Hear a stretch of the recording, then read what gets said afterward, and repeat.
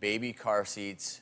Can't stress that enough. That's right. There are some new car seat recommendations, really important for parents to know about this. The AAP, the American Academy of Pediatrics, and the National Highway Traffic Safety Administration have come out with new guidelines saying that car seats for an infant should be rear-facing for 2 years now. That's a whole year longer than the original 1 year. This is based on 5 years of crash data, safety data, and we found that a baby that's a 1-year-old that's rear-facing is 5 times less likely to get injured if they're rear-facing versus forward-facing. Which makes sense, because when you watch this footage, what happens with the child, whether they're rear or forward-facing, it makes a huge dramatic difference that you see in that one video.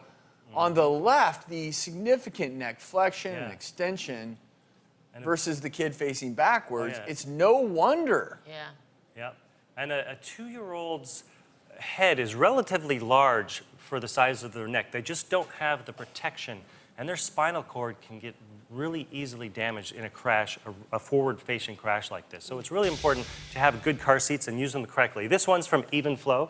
It's your typical newborn car seat. You're going to use it rear-facing like this, all right, until the child outgrows it, about 22 pounds, but they're still going to be under age 2. So when they outgrow this one, you're going to want to get some sort of convertible car seat like this, all right? And you're going to keep it rear-facing until they turn 2.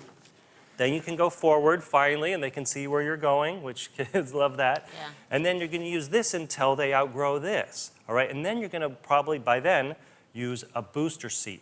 Kids need to be in a booster until they're 4 feet 9 inches. And that's usually between 8 and 12 years old. So there may be some whining about that, but it's important because if a child is too short for a regular automobile seat, they're going to slouch, and then so that the belt is over their belly, not the hip bones. And if they're in an accident, it can crush all those organs inside. So make sure they're sitting up straight with a booster if they're too short.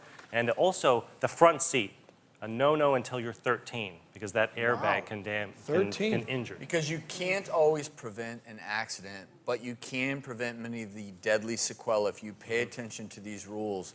So Dr. Shears, thank you for those updated recommendations.